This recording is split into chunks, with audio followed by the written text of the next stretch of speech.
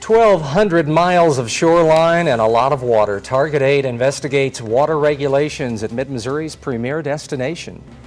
From Studio 8A, coverage you can count on in high definition. This is KOMU 8 News at 6. The Missouri Department of Natural Resources found above levels of E. coli in the Lake of the Ozarks last May. Good evening, everyone. I'm Jim Reek. And I'm Angie Bailey. Thanks for joining us. Those numbers sent state investigators searching for the source of the temporary contamination. Tonight, we'll take a look at how some septic systems may be slipping under the radar. As KOMU 8's Becca Habegger tells us, even a seeping system may be no match for the lake.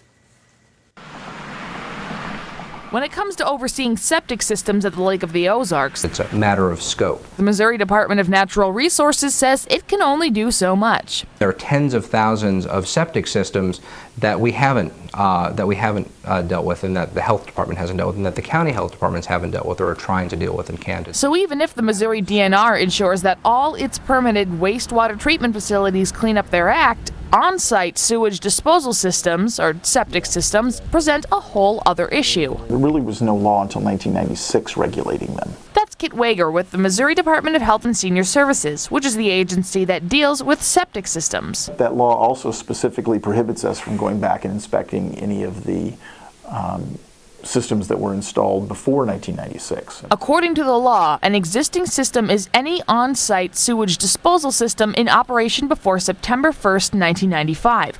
Also, according to the law, those systems shall not be inspected, meaning when it comes to older systems installed before the state-enforced regulations, and they were all just grandfathered in. But many counties opt to enforce more stringent requirements than the state law when it comes to installing septic systems. Of the 3 major lake counties, Miller sticks with the state regulations only, while Morgan and Camden have their own stricter regulations. Our main concern is get that water cleaned up before it ever hits the soil.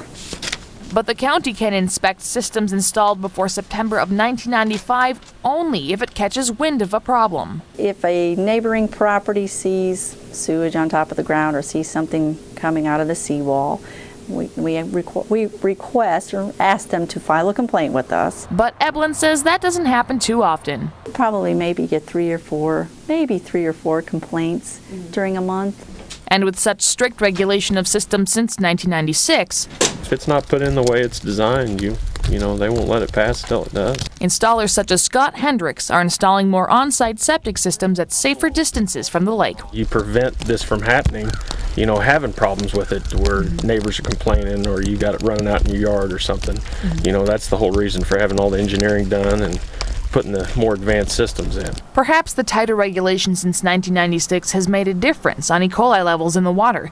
Numbers released in a December 2009 Lake of the Ozarks water quality report show the average level of E. coli found in lake water samples for each month of the past 3 recreation seasons well below the state limit. The one exception was in May of last year when DNR experts say it exceeded the limit due to heavy rains washing waste into the lake. So while much of a septic system's maintenance is left up to the homeowner, it's in the homeowner's interest to keep it because, you know, nobody wants a toilet backing up into their house or their cabin. Numbers seem to show any leakage that may be happening isn't really affecting the overall level of E. coli in the lake, at least not during recreation season. Becca Habegger, KOMU 8 News, Lake of the Ozarks. And to see the map of the counties that do their own septic system regulation and to read that water quality report, you can log on to our website at KOMU.com. You can find those at our links and numbers section.